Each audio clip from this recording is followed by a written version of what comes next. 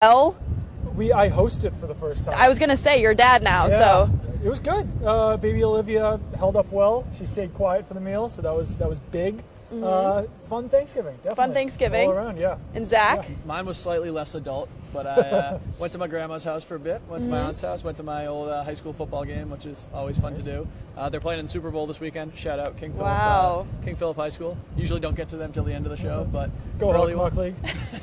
Hockey Mock League. Yeah, for sure. Yeah, it was fun. I love Thanksgiving. I do too, but mine was not as adult as yours either. I'm more on the Zach, not my twin, we're not related, but we have similar times in our lives. At your grandparents' house? Yeah, we were at the same grandparents' house. But you tweeted something about the Patriots not being allowed to go to the Celtics game, or it was frowned upon on Friday. I was at the Celtics game. Yeah. You tweeted something. I said, I haven't seen any yet, and I got berated on Twitter by people saying that I was going to be a snitch. No snitching. No snitching, yeah, and no one was there. Camera on. Yeah. So let's talk about what happened last week in the NFL. You both were here when the Pats took on Miami.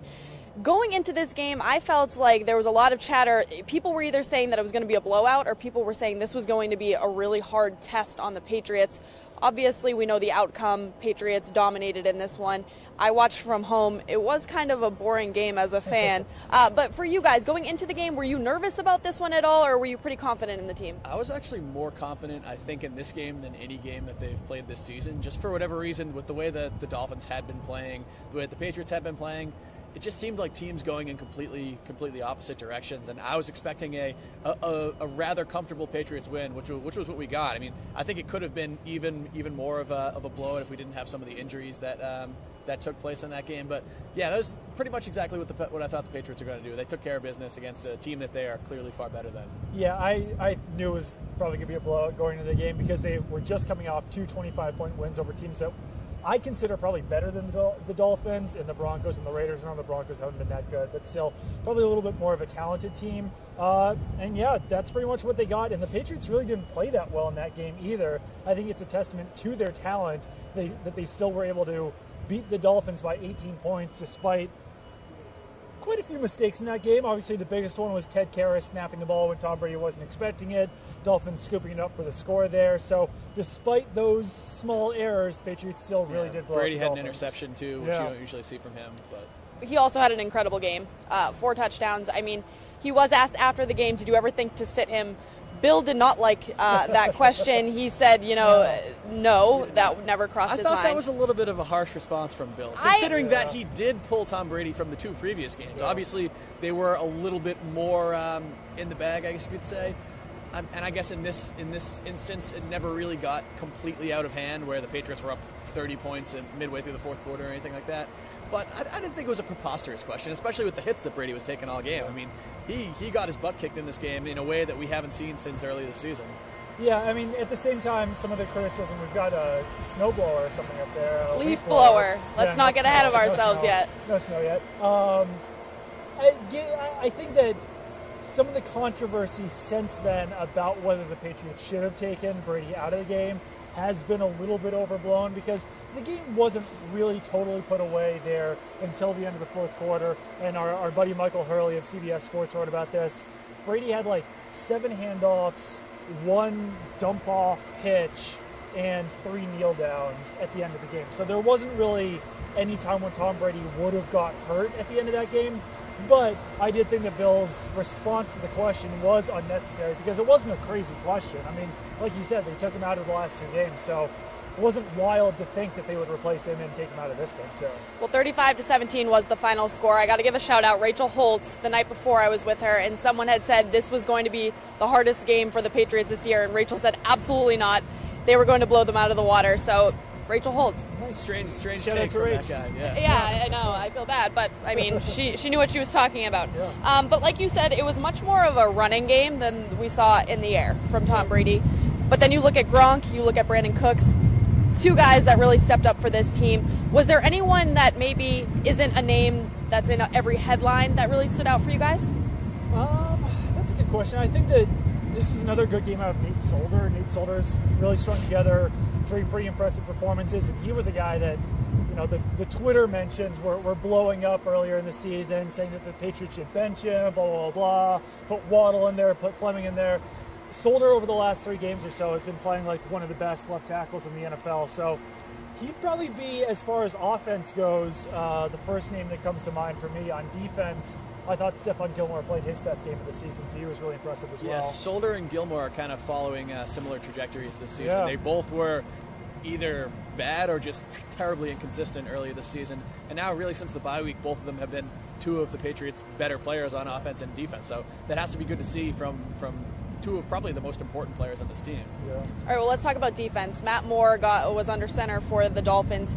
He was sacked 7 times. He threw 2 interceptions. For you guys, was he playing really bad, or was our defense just playing really well?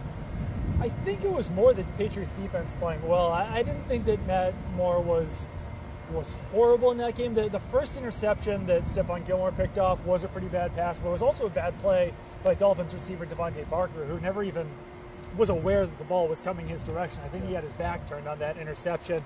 I was really impressed by the Patriots pass rush, though. I think that the fact that they were leading so big there at the end of the game, that's what allowed them to sack Matt Moore so many times. But we've basically seen no pass rush out of this Patriots team all season. I think they came into the game with 17 sacks in 10 games, and then so that's averaging 1.7 sacks per game. And they come out with 7 against the Dolphins. So I thought that was a really good sign for the future for this team, that they showed that when they want to dial up that pressure, they can actually get after the quarterback and bring him down for some big sacks. What I was most impressed by was the fact that they were actually bringing the quarterback down. I mean, we saw early this season, it's not like they haven't been generating any pressure all year.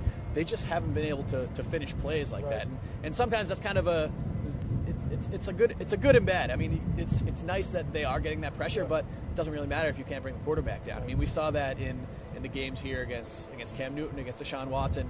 They would get in the backfield every play, and just the quarterback would kind of like sneak his way out of it. Obviously, it helped them that Matt Moore is not nearly as mobile as some of those guys are, but just the fact that they were able to get into the backfield and use their fundamentals and actually make these tackles. I know Bill Belichick actually had a lot of praise for Jonathan Jones, the cornerback who had a sack on a corner blitz late in the game. He was saying that's exactly the kind of technique we want a player to have, not just fly straight at him and let the quarterback kind of sidestep him and be off to the races. But I'm interested to see if they can kind of replicate that against a guy this weekend in Tyrod Taylor, who is much more similar to the Newton Watson than he is to the Matt Moore. But yeah, it's got to be a good sign. I mean, anytime, no matter what the offensive line you're playing, what the quarterback you're playing, anytime you get 7 sacks, it's a pretty solid game.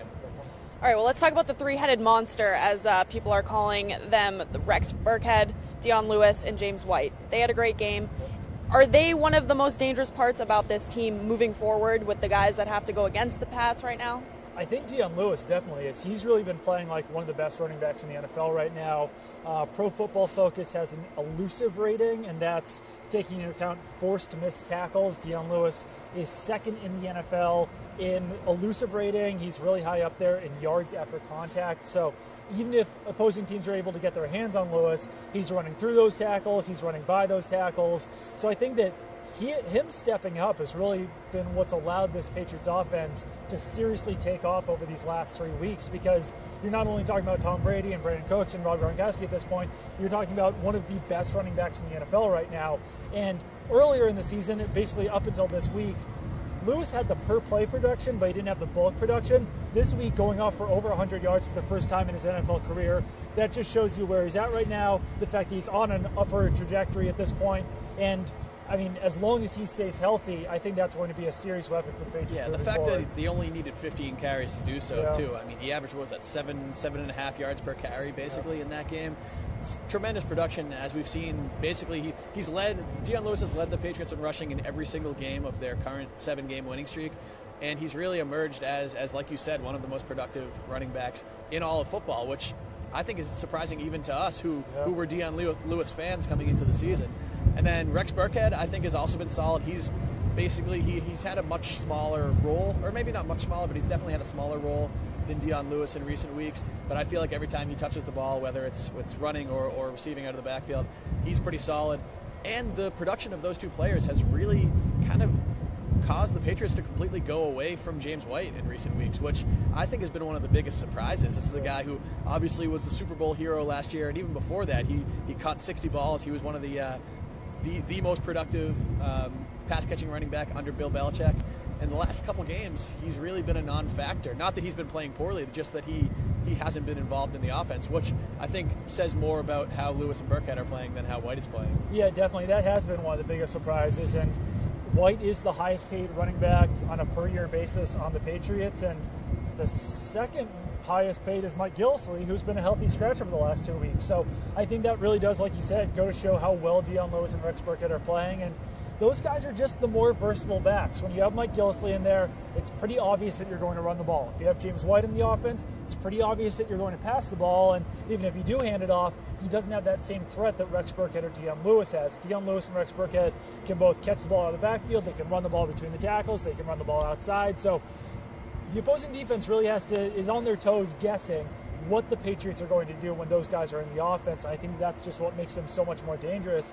So they have no idea what they're doing, and that's only a good thing. You can't really match it up with one certain package on defense. You have to kind of be on your toes out there. Okay, well, from one surprise to another, we can't talk about last week and not talk about the fake punt. Bill Belichick opens his press conference, is asked about it. You knew what his answer was going to be. He's done with it. He's done with it. He's over it. He did say, "I'm sorry" at the end. Yes. Which was a nice closing. Nice touch, yeah. But for you guys, how surprising was that watching here? I mean, you have to say it's pretty surprising because it was their first fake punt since 2004. No, it was their first successful fake punt since 2004. Because I know Patrick Chung had one, I think in that Eagles game a couple years ago. But yeah, first successful successful fake punt in 13 years. Obviously, it ended pretty poorly for the team. I mean, they did pick up the first down. They went on to score a touchdown on that drive and kind of ran away with the game from there. But they lost Nate Ebner, who, although he doesn't play any role really on defense or on offense, is one of their best special teamers, one of the best special teamers in the entire NFL. I mean, he led the league in special teams tackles last year.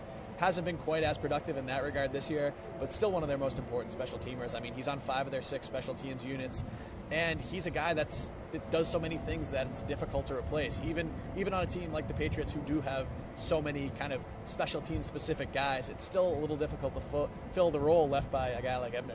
Yeah, and I think that's kind of one of those plays that Patriots fans were expecting out of Nate Ebner ever since they drafted him back in 2012. When the Patriots drafted Nate Ebner, it was one of the first years that I was kind of following the team very closely, and Patriots fans had very, very, very high hopes for Nate Ebner. Everywhere from saying that they thought he was going to be a punt returner to a running back to a linebacker, and he's really settled in the role on special teams. But it was a nice play out of him to pick up that first down on the fake punt, but obviously the result was pretty bad, loss for the season.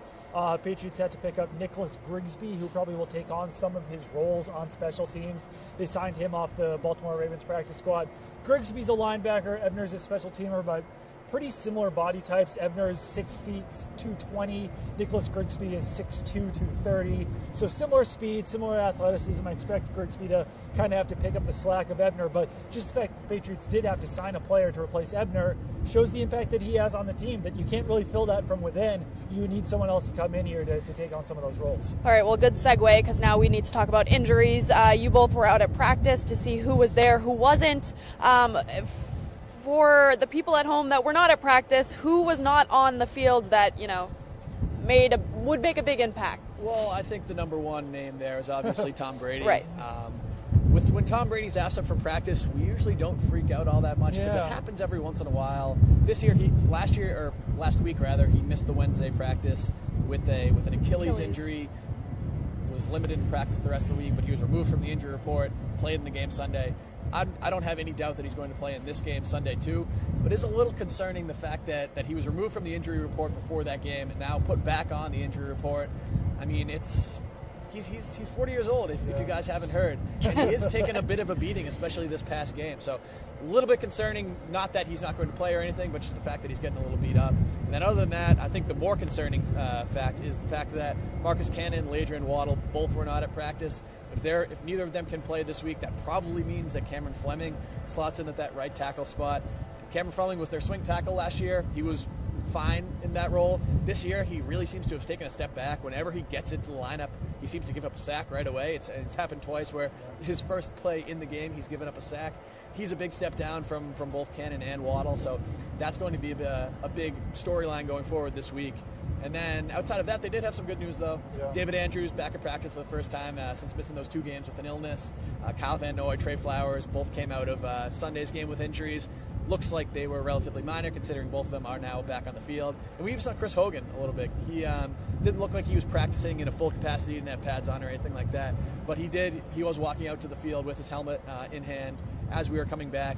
He's missed a couple games now with that shoulder injury. I mean, he was in a sling as recently as last week. So the fact that he's back out on the field, even if he's not a full participant, definitely a good sign for the Patriots offense. Yeah, and I saw Hogan in the locker room yesterday. He was without that sling, so that is a good sign moving forward. Might not see him this week, but at least he's on the right path at this point. The Brady thing's definitely interesting because Brady usually tries to downplay those injuries as much as possible, but when he was on WEI with Kirk and Callahan this week, and when he was on Westwood One with Jim Gray, he told all three of those hosts that he's feeling a little bit sore on Monday. So it's usually not what you like to hear out of your quarterback, but I don't think there's any concern that he won't play on Sunday, but I think the hits are kind of starting to pile up for him at this point. So maybe if they do get out to a big lead against the Bills, maybe in the fourth quarter they will pull him in this game just because you don't want to risk that with him. You don't want him being too sore in these games. But like you were saying, when he misses practice, it's not that big of a concern because you're pretty sure that he's going to wind up playing in the game. And I would say that getting Van Noy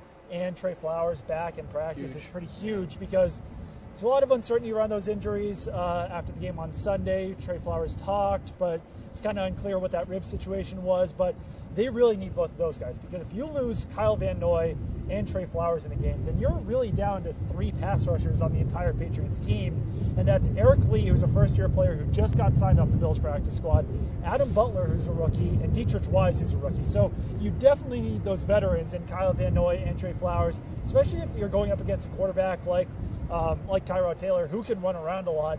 You need those guys to be disciplined on the edges to make sure that he doesn't get around you. So I think, having Flowers back out there, having Van Noy back out there, it's a good sign for their status for Sunday, and hopefully that trends in the right direction. They do play on Sunday. Well, I think something that's interesting is when you see Achilles, anybody that's suffering anything with an Achilles, it's kind of scary. But then I was reading, it's not as scary for a quarterback as it is at some other positions because he's not cutting. So it's scary, but it's not end of the world scary because it's not as bad as if it was a defensive back or a wide receiver, someone that's having to make those cuts. But you do see a lot. I mean, you probably see it too often where a pass rusher will go by and just kind of fall on the back of a quarterback. It happened a few times last Sunday, and I felt like every time it happened, I was gasping, waiting to see if he was going to get up. Yeah, I mean, these are some big physical players out here, and with a guy like Tom Brady, even no matter how pliable he is, I mean, one wrong hit can really kind of cause some problems. So it's definitely a little on edge. I feel like Patriots fans are definitely, it's similar to Rob Gronkowski. Every time he gets hit in the knees, everybody's kind of, they brace themselves for a second until he gets up and keeps walking. But yeah, definitely, obviously, Tom Brady's not a player the Patriots can afford to lose right now. No, he's not. Anybody from the Bills roster that would be, someone that would really make a different in the game that is injured, to your knowledge? Not to my knowledge. Not to my knowledge right now. Kelvin Benjamin hasn't really done much since he came over from Carolina. But he has a torn meniscus, but he's day-to-day, which don't really seem like they line up. Yeah. So I would expect him to not play this weekend. Yeah. He did have a very big game when he was here with the Panthers earlier this season. Definitely benefited from some of those coverage breakdowns, but he had over 100 receiving yards in this game. Would obviously help the Bills' offense if he's in, but it sounds like we're probably not going to see him this weekend. Going back to that real quick, actually, just on this Bills team while we're talking about it, Tyrod Taylor, like we were saying, does run around a lot, both design runs and when he gets out scrambling. So I'm not sure if the Patriots can go with the typical man coverage that they've been using with Stephon Gilmore and Malcolm Butler, because when you get into man coverage, that leaves a wide open field for the quarterback to scramble around in. So we might have to see a little bit more zone out of Stephon Gilmore and Malcolm Butler, that Patriots secondary, than we're used to seeing. And Stephon Gilmore has really excelled when they're in man coverage. We might see perhaps some communication breakdowns if they do have to use zone a little bit more often against the Bills. So that will be interesting to see. Something just like I keep just getting felt wet. A wet drop on my face. Yeah, I'm like, is it raining? And then I looked up, and it's definitely not raining. I didn't like it. I don't either. I didn't like it at all. I hope it's not from one of those birds. Yeah. Oh, okay. Well, while we're talking about the Bills, it's interesting because Matt Chatham last night on Nesson said that this is kind of a Jekyll and Hyde team. We've seen flashes of greatness from the Bills, and then we've seen some terrible decision-making on the Bills. But then, today, Bill Belichick said that they were pretty consistent. Yeah, that's an outright lie. I mean, I had to look up Yeah. and make sure that I was understanding what he was This is the saying. same Bill Belichick who called Jay Cutler and Matt Moore outstanding quarterbacks last week. So you got to take all of his public evaluations with a bit of a grain of salt. But yeah, the Bills are a strange team this year. They got demolished 2 weeks in a row by. They got killed. Yeah. They lost to the Jets in a pretty one-sided game that was more one-sided than the score indicated. They got smoked by the Saints, gave up like 300 yards rushing, then got smoked by the Chargers in the Nathan Peterman 50 game. points. Yep. Yeah. Then came back and beat the Chiefs in, it was like 16-10, I think. Yeah. They scored one touchdown. Their defense played well, but the Chiefs are kind of a mess right now too. So really hard to predict what we're going to see out of this Bills team. But they are one kind of trend that I've realized when I was looking them up last night. Turnovers are huge for this team. They've won the turnover battle in all 6 of their wins by a combined ratio. I just got some water on my face too. In their 6 wins, they've forced 15 turnovers and given up the ball twice. And in their 5 losses, they've only won the turnover battle once. So if this is a team that's a playmaking team, especially in the secondary, they have some really good kind of under the radar secondary players. And Tre'Davious White, who's kind of has to be one of the favorites for Defensive Rookie of the Year right now. Then Micah Hyde, the former Packer, and Jordan Poyer at safety. So they've got some playmakers back there, and when they're moving, when they're creating turnovers, this team is very dangerous, especially on defense. When they're not doing that, and when they have Nathan Peterman, a quarterback who's given the ball up 5 times, then they're not nearly as good. Yeah. So, but unfortunately for them, the Patriots are a team that doesn't turn the ball over all that much. Well, Matt was saying you don't want to look too far back into their tape, but you want to be able to see when they're playing really well and when they're playing really bad, because it can be completely different. It is strange because it seemed like when they traded away Marcel Darius, their entire defense went to hell in a handbasket. Basically, they were letting up a ton of rushing yards. But then last week against the Chiefs, I think Kareem Hunt averaged like 1.6 yards per carry or something. I think it was 7 rushes for 14 yards. Yeah, like that, he was yards. absolutely brutal against the Bills. So I think you just have to look at both, and you just don't know what to expect out of this defense, because it really has been Jekyll and Hyde all season. That's included the last few weeks, because I think everyone expected them to continue to give up a ton of rushing yards. Then that didn't happen against the Chiefs. So maybe that's just because the Chiefs are a mess. Maybe the Patriots will have a ton of success on the ground, but I don't think you can fully bank on it after how well they played against Kansas City last week. Well, Bill Belichick talked a whole lot about Tyrod Taylor this morning, gave a lot of praise to him. Yeah. He was saying that he's able to extend plays much better than the Patriots are. For you guys, when you look at this guy, is he going to be a problem for this Patriots team? He's always kind of a problem. I think the somewhat interesting thing about the Patriots and Tyrod Taylor is that they usually actually wind up sacking him more often than we expect. I think some of that is on some of those extended plays where he starts to scramble around and they basically just either catch up to him or push him out of bounds. But I feel like he always plays pretty well against the Patriots, and I was really surprised when the Bills benched him for Nathan Peterman. I guess they just wanted to see what the rookie had earlier this season. It's such a weird time to do it, though. I mean, you're in the middle of a playoff race. Yeah, I mean, the Bills could certainly make the playoffs. They're a tiebreaker. They're tied for the 6th best record in the AFC right now. Yeah, so Bills Mafia loved it. If they won that Nathan Peterman game, they would be in the playoffs if the season ended today. Yeah, absolutely. So, I mean, that was a huge risk to put him in there. I don't really know what they were thinking at the time. My thought at the time is that it seemed like heading into the season, the Bills were like trying to tank, and then they wound up playing well, and they were like, oh, let's just keep trying to tank. Let's trade away Marcel Darius. Let's put in Nathan Peterman. And then let's trade for Kelvin Benjamin. Right, then trade for Kelvin Benjamin. Now they're kind of scaling it back, putting Tyrod Taylor back out there because they really didn't have a choice after how poorly Nathan Peterman played. So, I don't know. It seems like Tyrod might be playing with a chip on his shoulder at this point. Patriots never do that well against mobile quarterbacks because they don't have the fastest defense, especially there in the front 7. So could be a problem. I think that he might be a little bit of a problem for the Patriots this week. Yeah, I agree. The fact that he doesn't turn the ball over much either. I mean, he only has 3 interceptions all season, same number as Tom Brady. I believe they're tied for the fewest among quarterbacks who have more than 2 starts this year. So basically, any quarterback that's played substantial time, they're tied for the fewest interceptions in the league. So he's not going to make the mistakes that you'll see out of some kind of less experienced quarterback. So moves around well, runs the ball well, doesn't turn the ball over. I mean, I know a lot of people are kind of down on Tyrod Taylor. I think he's the kind of quarterback that can give the Patriots problems. Yeah, definitely. So are we nervous? I think it'll be a close game.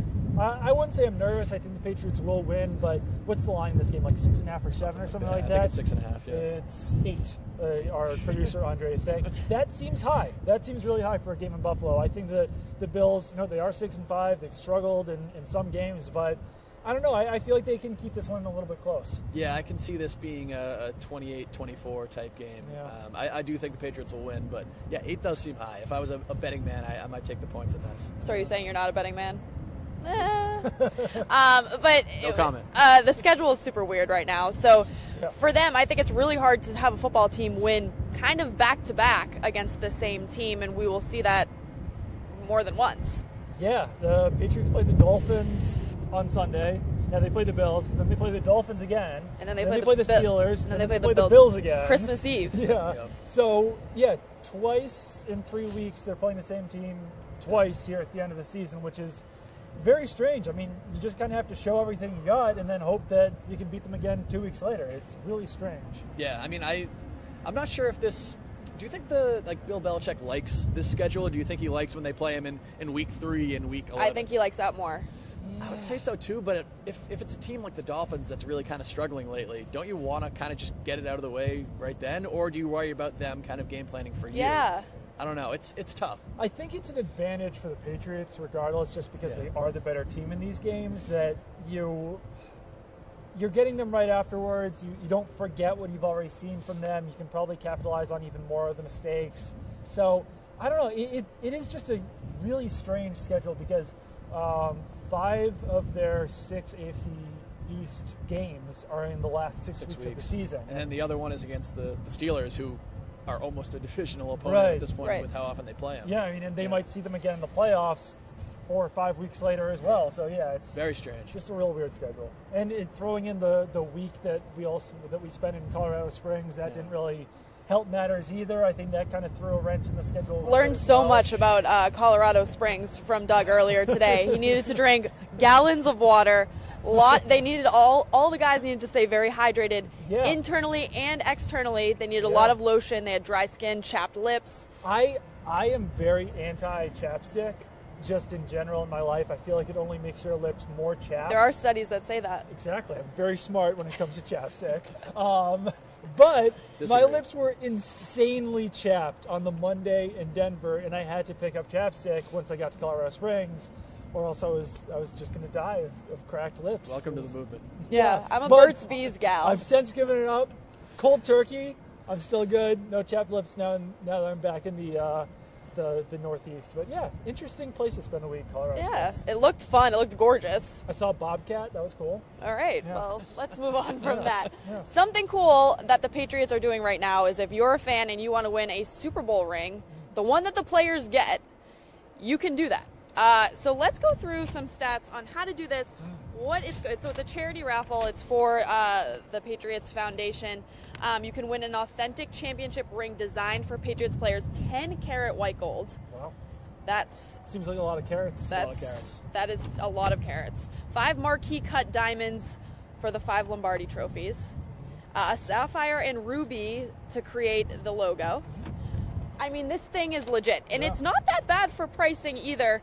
The ring's going to be custom sized and will have your last name on it. It also has the final score of the Super Bowl on the side. $10 for one entry. That's not bad at all. Not bad. I think we should all do it, and then maybe give it to someone for Christmas. Yeah. That would be a great Christmas present. $25 for 3, $100 for 15, $500 for 100. Those are the super fans that are giving up $500. All proceeds benefit the New England Patriots Foundation. The drawing is Monday, December 11th. So I'm going to enter, I think. Going in? Are you? Maybe. Alright. Fun fact: Doug and I both have Red Oh, Sox see, World Series. Yeah, we do. I knew that this was going to come up as soon as I put this into the rundown. I was like, they're gonna be so annoying and say like, "Oh, I've already got It's this." fantastic. I've only worn mine once, I think. It was like the day To I what? got it. Yeah, I've worn it I once. was ironically going to, or not ironically, I just used that word wrong. I was going to a Red Sox game that day. That would kind of be and ironic. I mean, I guess, yeah, somewhat ironic. Fittingly, I was going to a Red Sox game, but That would be better. I had family in town, and I had just got it, so I wore it to the game. Yeah. It's too bulky to wear. where do you keep it? We got these little fancy boxes. But where with do you lights keep in the it. box? Mine's in I my can't room. tell you. It's on, People are it's on the gonna steal floor of my room. The floor? My room's a mess. I have a separate You have a room in my cat, don't house. you? Yeah. He's not going to eat it. I hope not. That would be a sad day for your cat. Maybe I could give the Patriots Super Bowl ring to my cat. You could, I Like guess. hanging on a Or string. my have daughter. one of those Have you kind of- ever worn yours? I've worn mine once. And To what? To a wedding Oh. 5 years ago. So And it was kind of showy. It was way too showy. It was extra. It was You too guys are extra. kind of extra. Yeah. So hasn't left the box since then though. Maybe Well- I'll wear it to like one of our Christmas parties or something. That'd be fun, right? Well, you can't wear it to a Nesson party though, because when Yeah, you wear I it to a guess- Nesson Christmas party, Yeah. nobody thinks you're Maybe cool I'll wear because it to my everybody has wife's one. Christmas party. There you go. There you go. That's the Yeah. key right Yeah, there. The Wayfair Christmas party. Your wife works for Wayfair? Does, yeah. Ah, learn something new every day. So if you need furniture, contact Doug's Yeah, wife. Don't do that. Okay, let's go to the social sack. You guys didn't have a Thanksgiving episode, so let's see what some Patriots players were doing during Thanksgiving. Up first, Tom Brady cooking. Gorgeous. Yeah. I want to try those biscuits now. I mean, Well, I think He they've talks gotten, him up so much. And I think Giselle, they've been overhyped now. she commented on her husband's picture and said, like, biscuit master. See, I feel like it's impossible to reach the hype that these biscuits have gotten. I mean, I don't Rob know. Gronkowski, If it's all a- he wants in the world right now is one of these Tom Brady biscuits. Sounds If like he you have hasn't a gotten good one yet. biscuit, though, it's It is good. I'm a big biscuit fan. like I just think Bojangles in Charlotte or down south. Yep. Great Bojangles biscuits. is great. I love me some Bojangles. Yeah, those biscuits are Yeah. phenomenal. Yeah. But Giselle then took to her own Instagram, posted a photo of Brady cooking with their daughter. Very cute, Yeah. obviously, gets all the likes there. Then she posted a photo of the whole family jumping for joy. A nice Thanksgiving as moment. families do. You guys didn't do that on Thanksgiving? No, it's a little too basic. I'm sorry. Doug, you're kind of basic. Olivia can't jump yet. Yeah, No, that's true. yeah. That's true. I'd, That's like, very throw true. in the air. Yeah, don't do that either. But who do you think was taking the photo? Ooh, good question. Maybe You're- like Alex Guerrero. Julian Giselle's Edelman, like, maybe. hey, you can't be in it this year. Sorry. Can you just get it? Yeah. Make sure that we're all in the air. The mysterious guy who runs Tom It's the Brady's social crocodile. media. Yes. Yeah, the crocodile took the picture. He does a great job. And then she posted the day before Thanksgiving her working out at TB12 Gym, asking where Tom was. Victoria's Secret fashion show was last night. Gotta mention that because It's kind of funny. the goat of Victoria's Secret fashion show. Kind of funny imagining Giselle just hanging out in Foxborough. Why? Because it's Foxborough, it's Giselle. I don't know. She has a good workout in probably. Yeah, Just like no. see her at the Big Y up the street. No, you're not gonna see her there. That is 100% She hits Moe's sure. after TB12. Gets Shout out Capriati's. Yeah. So while people were doing family cooking traditions, Edelman posted on his Instagram account, what's the movie that he posted Christmas from? Vacation. Christmas Vacation, Yeah. yes. Different holiday, but we'll take it. Yeah, I mean, he's holding a turkey. It's the kickoff to Christmas. It I really- feel like that's what Thanksgiving really Truly is. Since we're on the topic, are you guys pre-Thanksgiving Christmas music or post-Thanksgiving Christmas music? I used to be very post-Thanksgiving, but then my wife will listen to Christmas music in like October. Oh. So it's in the house. So I won't like go out of my way to, but I won't be that like mean husband who's like yelling at his wife. turn it about listening off. to Christmas music. Yeah, some No. people get very offended by Christmas music before Thanksgiving. Yeah. I don't seek it out, but if it comes on, Christmas Yeah. music's good. Everybody likes I'm Christmas not music. offended, but I do only play it as soon as my fork goes down at dessert on Thanksgiving. I think good- then it's It's not like, a bad strategy. No. Yeah. Not at all. I'm like, let's do it. Let's kick this thing off. Yeah. But before that, there's another holiday that you have to get to. There's no Yeah. Thanksgiving music, though. You That have is- to respect the Thanksgiving. Yeah. Yeah. Okay, well, enough about us. Moving on, Chris Hogan posted a nice Happy Thanksgiving. His wife and his twins, who are the cutest babies ever. They're around a decent They're amount. number 2 and 3 behind mine. Oh, shoot. I always forget that. Yes, Olivia is the cutest baby ever. Did you Olivia. guys happen to catch the feature? I think it was on one of the pregame shows, NFL Network, maybe of the Patriots' new dads. Oh, I think no. there were 5 No. Patriots players who all had children within a month or two of each other this past offseason. It was Chris Hogan had the twins, and then Brandon Bolden, Stephon Gilmore, Devin McCourty, James Devlin, and Nate Solder, I believe. Okay, yep. So there were 6 of them. Yeah, six players, 7 kids, and I think it was Andrea Kramer brought them all together, and they were just frolicking around on the field. They should do that cute. with the beat writers, because I had a baby, Mark Daniels had a baby, Phil Perry had a baby, Jeff Howe had a baby, and Ben Volenau had a baby. They should do all in the same month. We're gonna have or a full media football team. You guys could do media versus the players' dad's football game. I think we would lose. Don't sell yourself short, Doug. Don't sell yourself short. But you also bring up James White. He was giving back to the community. He was. Great thing to do on Thanksgiving. Yeah, a really great thing to do. I'm sure a lot of the players were giving back on this holiday, but he posted it, and it's nice to see. Yeah. Speaking of giving back, too, they unveiled the cleats for, was it My Cause, My Cause Yes. cleats that the players will be wearing this weekend. I believe it's 14 players will be wearing them, and Bill Belichick.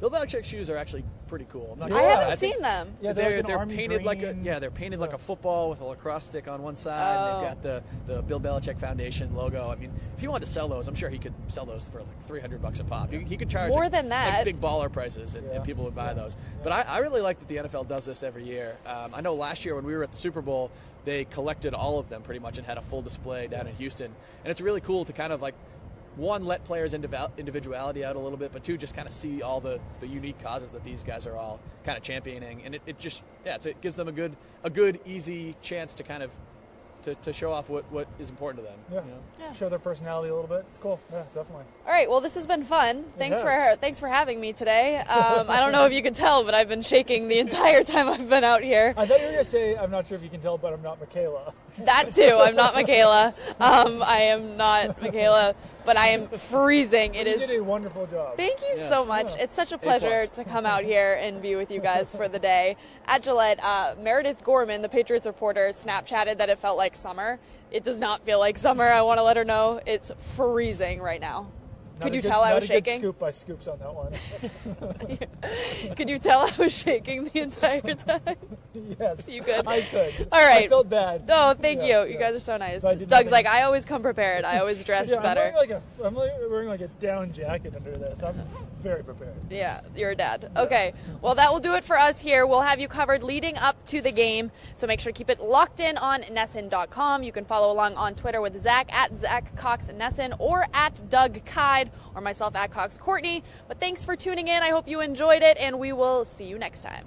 Friday night, go KP. Oh, gosh.